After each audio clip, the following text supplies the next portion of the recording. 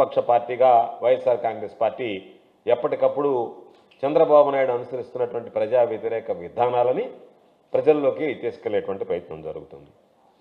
ఇప్పుడు మరలా చంద్రబాబు నాయుడు గారు లిక్కర్ రేట్లకు సంబంధించి బాదుడు కార్యక్రమాన్ని, ఎందుకంటే చంద్రబాబు నాయుడు బాదుడు కార్యక్రమం కొనసాగింపులో భాగంగా లిక్కర్ రేట్లకు సంబంధించి నిన్ననే జీవో ఇష్యూ చేశాడు.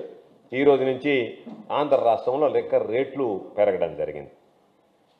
ఈ ఒక్కసారి మనం చూస్తే జగన్మోహన్ రెడ్డి గారు ముఖ్యమంత్రిగా ఉన్నప్పుడు ప్రభుత్వ రంగంలో, ప్రభుత్వ ఆధీనంలోనే ఈ మద్యం దుకాణాలన్నీ నడిచేవి.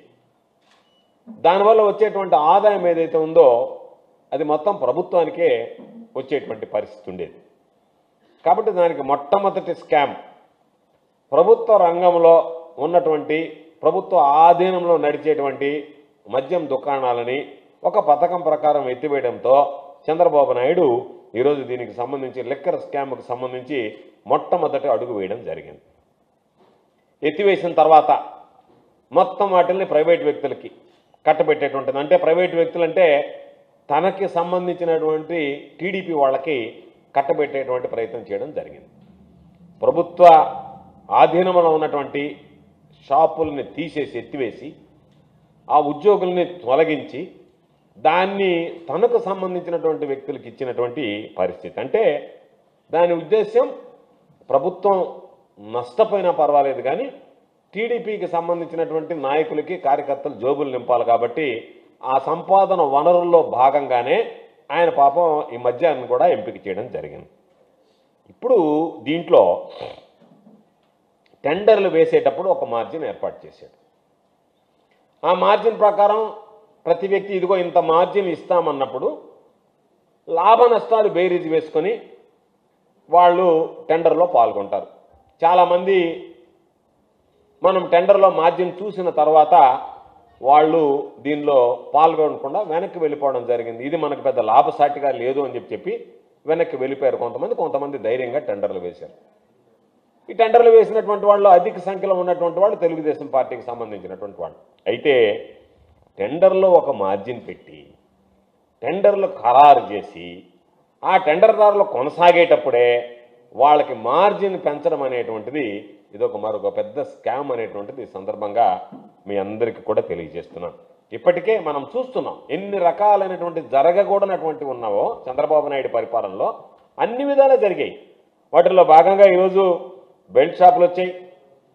ఆ బెల్ట్ షాపులు కూడా తెలుగుదేశం పార్టీకి సంబంధించినటువంటి శాసనసభ్యుల కన్సర్న్లో వాళ్లకు సంబంధించినటువంటి వ్యక్తులు గ్రామాన వీధిన ప్రతి కాలనీలో ఈరోజు బెల్ట్ షాపులు వెలిచాయి.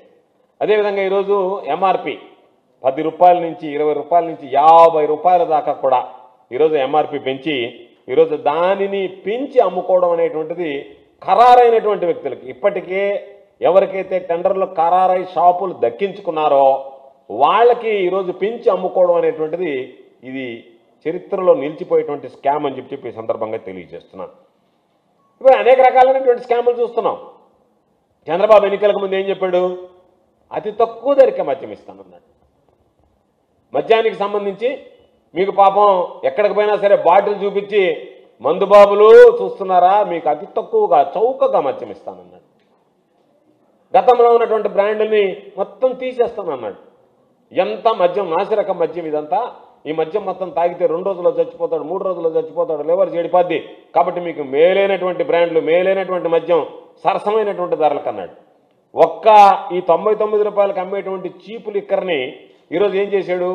ఆ లిక్కర్ బాగలేదని చెప్పి ప్రజలు చెప్పేది ఒకటైతే అమ్మకాల్లో కూడా లిమిట్ చేశాడు. అంటే నేను తక్కువ రేటుకి మద్యం ఇస్తానన్నాను కాబట్టి ఇప్పుడు అన్నా క్యాంటీన్ నడుపుతున్నాడు కదా, 5 రూపాయలకే భోజనం అని చెప్పి 100 మందికి పెట్టి ఎత్తేసినట్టుగా. అంటే ఒక 100 మందికి పెట్టి అత్తేస్తే నేను మొత్తం ఈ సమాజాన్ని ఆకలి తీర్చాననే విధంగా చెప్తున్నాడు. పాపం మందు బాబులకు సంబంధించి మద్యం ఈరోజు 99 రూపాయలకే మద్యం అనేటువంటిది అతి తక్కువ లిమిటెడ్ సేల్స్ పెట్టి వాటిని తగ్గించేసి ఈరోజు ఉన్నటువంటి వాటిని పెంచి దాని ద్వారా ఈరోజు చంద్రబాబు నాయుడు ఒక పెద్ద అవినీతికి పాల్పడ్డాడు. ఎందుకంటే గతంలో వచ్చేటువంటి ప్రతి రూపాయి ఇంతకు అమ్మేమో అంటే అది నేరుగా ప్రభుత్వ ఖజానాకు వచ్చేది. అటువంటిది ప్రభుత్వ ఆదాయానికి ఈరోజు తూట్లు పడుతూ ఆ ఆదాయము తెలుగు తమ్ముళ్ళ జోబుల్లోకి పోయేటువంటి విధంగా చంద్రబాబు నాయుడు చర్యలు తీసుకోవడంతో పాటు ఎప్పటికప్పుడు రేట్లు పెంచడం, దానిని పాపం ఆ మద్యం వినియోగదారులు ఎవరైతే ఉన్నారో వాళ్ళ మీద భారం మోపడం, వచ్చేటువంటి ఆదాయాన్ని నీకింత నాకింతానని చంద్రబాబు నాయుడు తెలుగుదేశం పార్టీ నాయకులు జోబులు వేసుకోవడం అనేటువంటిది ఈరోజు అన్ని విషయాల్లో ఆనవాయితీగా మారింది. అందులో ఈరోజు మద్యం కూడా ఒక పెద్ద స్కామ్ కింద మనం భావించాల్సినటువంటి పరిస్థితి. ఈరోజు మద్యం వినియోగం చూస్తే ఎక్కడా లేనటువంటి విధంగా దాటంలో మద్యానికి సంబంధించి లిమిటెడ్ ఉండేది. ఎందుకంటే జగన్మోహన్ రెడ్డి గారు నేను దీనికి సంబంధించినటువంటి దాంట్లో మద్యాన్ని లిమిట్ చేశాడు. ఆయన టైమింగ్స్ కూడా షాప్స్ రెస్ట్రిక్ట్ చేశాడు, టైమింగ్స్ లిమిట్ చేశాడు. అటువంటిది ఈరోజు బ్రహ్మాండంగా వినియోగం పెంచారు. వినియోగం పెంచిన తర్వాత ప్రభుత్వానికి ఏదైనా ఆదాయం వస్తుందంటే ప్రభుత్వానికి మాత్రం ఆదాయం రావటం లేదు. వచ్చేటువంటి వినియోగం, దాని ద్వారా వచ్చేటువంటి డబ్బు చంద్రబాబు నాయుడుకి సంబంధించినటువంటి తెలుగు తమ్ముళ్ళ జోబుల్లోకి పోయేటువంటి పరిస్థితి ఏర్పడింది. ఇప్పుడు దీన్ని ఒక్కసారి చూస్తే వచ్చేటువంటి ఆదాయాన్ని మీరు పంచుకుంటున్నారు. దాని ప్రకారం ప్రభుత్వానికి వచ్చేటువంటి ఆదాయం తక్కువ, మీరు పంచుకునేటువంటి ఆదాయం ఎక్కువగా తయారైంది. అంటే చంద్రబాబు నాయుడు చెప్తూ ఉంటాడు, నేను సంపదను పెంచుతాను అని. పాపం జనాలందరూ ప్రజలకు సంపద పెంచుతామని అనుకున్నారు. చంద్రబాబు నాయుడు చెప్పేది ప్రజలకు సంపదను కాదు, తన సంపదను పెంచుకుంటున్నాడు. తనకు సంబంధించినటువంటి పచ్చ చొక్కాలు దొరుకుతున్నటువంటి వాళ్ళ సంపద పెంచుతున్నాడు తప్ప సంపద సృష్టి అనేటువంటిది ఎక్కడ ప్రజలకు కనపడంలే.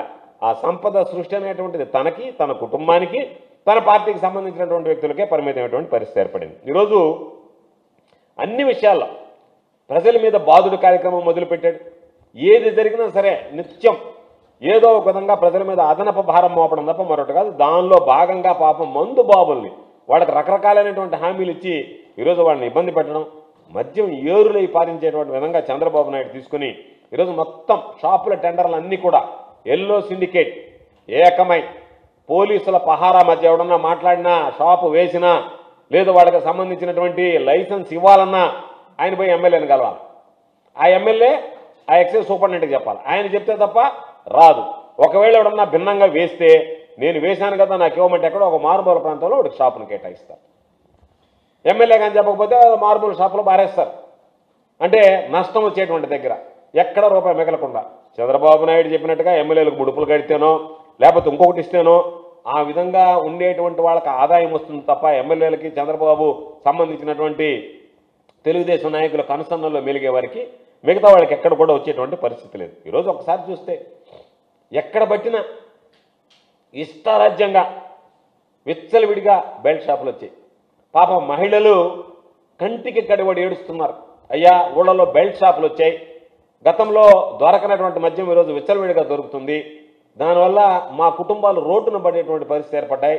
ఇంట్లో ఉండేటువంటి మగవాళ్ళు తాగుడికి బానిసనేటువంటి వాళ్ళు, అలవాటు పడేటువంటి వాళ్ళు విచ్చలవిడిగా ఈ బెల్ట్ షాపులో వెళ్తే ఎప్పుడంటే అప్పుడు దొరికేటువంటి లభ్యం వల్ల ఈరోజు కుటుంబాలు చితికిపోతున్నాయని చెప్పి బాధపడేటువంటి పరిస్థితి. అయితే ఇవన్నీ మాకు అవసరంలే, మాకున్నది మా లక్ష్యం. ఎమ్మెల్యేలు కానీ తెలుగుదేశం పార్టీకి సంబంధించినటువంటి చోట నాయకులు కానీ ప్రతి మద్యం షాప్ నుంచి బెల్ట్ షాప్ వరకు మాకు ఎంత కమిషన్ ఇస్తారో చెప్పండి, మీరు ఎక్కడైనా పెట్టుకోండి, మాకు అభ్యంతరం లేదు. షాపుకి సంబంధించి అయితే పోలీసులు వాళ్ళ మధ్య ఈ టెండర్ల ప్రక్రియ జరగాల. ఆ టెండర్లన్నీ తెలుగు తమ్ముళ్ళకే పచ్చ చొక్కాలు వేసుకున్నటువంటి వాళ్ళకి రావాలా. కింద స్థాయి సెకండ్ గ్రేడ్ వాళ్ళు మాత్రం ఊర్లలో పెట్టాలంటే కొన్ని దగ్గర వేలం పాటలు కూడా నిర్వహించి డబ్బులు తీసుకున్నారు వాళ్ళ దగ్గర. లేదంటే మాకు నెలకి ఎంతని చెప్పి కడితే ఇక్కడ మీరు బెల్ట్ షాప్ పెట్టుకోవచ్చు అని చెప్పి అక్కడ ఉన్నటువంటి తెలుగుదేశం నాయకులు వాళ్ళ ఆంక్షలు జారీ చేసి వాళ్ళ దగ్గర నుంచి ఈరోజు వసూలు చేసేటువంటి పని. నేను చెప్పేది చంద్రబాబు నాయుడు ఈరోజు సమాధానం చెప్పాల్సింది, ఎన్నికలకు ముందు నువ్వు ఏమి చెప్పావు పదే మద్యం రేట్లు తగ్గిస్తాను అని చెప్పినటువంటి మాట వాస్తవమా కాదు? ఈరోజు ఏరు దాటాక తెప్పతగలేసినట్టుగా ఈరోజు మద్యం తగ్గించకపోగా బాటిల్ 10 నుంచి 20 రూపాయల నుంచి 30 రూపాయల దాకా పెంచుకుపోతూ ఉంటే ఇది భారీగా కమిషన్లు దండుకునే దాంట్లో భాగంగా నువ్వు తీసుకున్నటువంటి నిర్ణయం తప్ప ఇది ఎవరిని ఆలోచించి ఎవరిని ఉద్దేశించి నిర్ణయం తీసుకున్నావు? దీనివల్ల ప్రభుత్వ ఆదాయమా పెరిగే పరిస్థితి కనపడటంలే.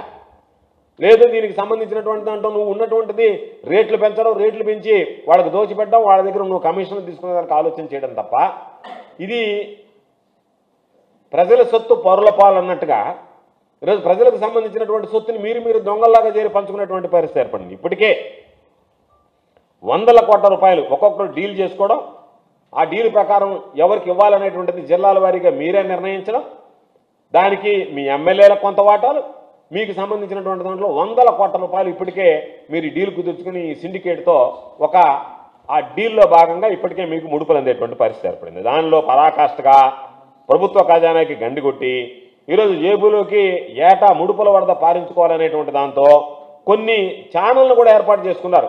వాళ్ళు కూడా పాపం మీడియా కూడా ఏదో అద్భుతం జరిగిపోతుంది, నిన్నటిదాకా ఏమో పెంచితే ఏమో పెంచినారని మాట్లాడకుండా పాపం దుకాణదారులకు నష్టం వస్తుందంట, దానివల్ల పాపం చంద్రబాబు నాయుడు వాళ్ళని బయట వేయడానికి మందు బాబుల మీద బాధాడంట అని దాని మీద కొన్ని వార్తలు ప్రచురించడం. ఇవన్నీ చూస్తే చంద్రబాబు నాయుడికి హడావిడిగా ఈరోజు ఏఆర్టీని సవరించి అడిషనల్ రిటైల్ ఎక్సైజ్ ట్యాక్స్ ఏదైతే ఉందో దాన్ని సవరించి నిన్నటికి నిన్న ఉత్తర్వులు ఇచ్చేశాడు. ఉత్తర్వులు ఇచ్చేసా దాదాపుగా అన్ని బ్రాండ్లకు సంబంధించి 10 నుంచి 20% వరకు పెరిగాయి. దీనివల్ల ఏమైంది, చంద్రబాబు ఉండవల్లి నివాసానికి వేల కోట్ల రూపాయలు మద్యం ఏరులై పారుతుంది. చంద్రబాబు నాయుడు ఇంటికి నోట్ల కట్టలు వరదలా పారేటువంటి పరిస్థితి ఉండవల్లి నివాసానికి, చంద్రబాబు ఉండవల్లి నివాసానికి నోట్ల కట్టలు పారేటువంటి పరిస్థితి ఏర్పడింది. విక్రయించేటువంటి ప్రతి సీసా మీద మాకున్నటువంటి సమాచారం ప్రకారం, నిర్దిష్టమైనటువంటి సమాచారం ప్రకారం, కాంక్రీట్ ఇన్ఫర్మేషన్ ప్రకారం 5 రూపాయలు ఇవ్వాలనేటువంటిది ఈరోజు ఉన్నటువంటి లిక్కర్ సిండికేట్ ఏదైతే ఉందో చంద్రబాబు నాయుడుతో లావాదేవీలు జరిపినప్పుడు కుదుర్చుకున్నటువంటి ఒప్పందము. దానిలో భాగంగానే ఈరోజు కరకట్ట బంగ్లాకు సంబంధించి ఎంత వస్తుందనేటువంటిది లెక్క వేసి దాంట్లో ఈ మార్జిన్ పెంచడంలో కూడా చంద్రబాబు నాయుడు మార్క్ దోపిడీ కనపడుతుంది.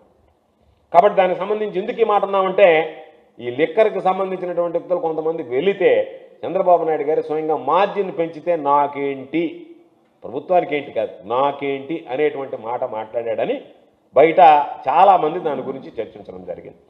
దాన్ని సూటిగానే అడిగాడు అనేటువంటిది మేము మాట్లాడడం కాదు, సొంత పార్టీ తెలుగుదేశం పార్టీకి సంబంధించినటువంటి నాయకులే చంద్రబాబు నాయుడు గారిని కొంతమంది మద్యం వ్యాపారులకు సిండికేట్ వెళ్ళి అడిగితే పెంచితే వచ్చేది ఏంటి, నాకేంటి లాభం అన్నట్టుగా అడిగాడయ్యా, దాన్ని మీరు పూర్తిగా లోతుగా పరిశీలించి తీసుకుని వెళ్ళి దాని మీద ఏ నిర్ణయం తీసుకోవాలనేటువంటి దాని మీద మీరు ఆలోచన చేయండి అని చెప్పి తీసుకువెళ్ళినటువంటి కొంతమంది తెలుగుదేశం పార్టీ నాయకులు బయట కూడా బాహాటంగా మాట్లాడడం జరిగింది.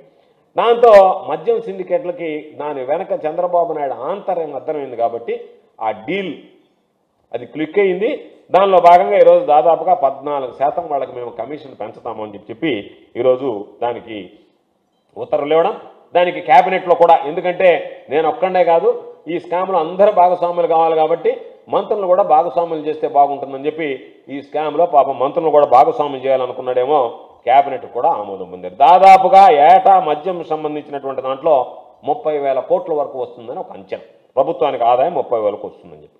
ఈరోజు మార్జిన్ 14% పెంచినందువల్ల వచ్చేటువంటి ఆదాయంలో దాదాపుగా 3,000 కోట్ల రూపాయలు నువ్వేమో పెంచినటువంటిది వాళ్ళకి పంచావు, దానివల్ల 3,000 కోట్ల రూపాయల వరకు నష్టం వస్తుందని చెప్పి ఈరోజు ఎక్సైజ్ వర్గాలే అంచనా వేసినటువంటి పరిస్థితి. దాంట్లో ఈరోజు వాళ్ళు చెప్పేటువంటి మాట, లిక్కర్ సిండికేట్ చెప్పేటువంటి మాట 3వ వంతు చంద్రబాబు నాయుడు గారికి, అంటే ఏటా 1,000 కోట్ల రూపాయలు దీనికి సంబంధించి చంద్రబాబు నాయుడు గారికి అప్పచెప్పాలి.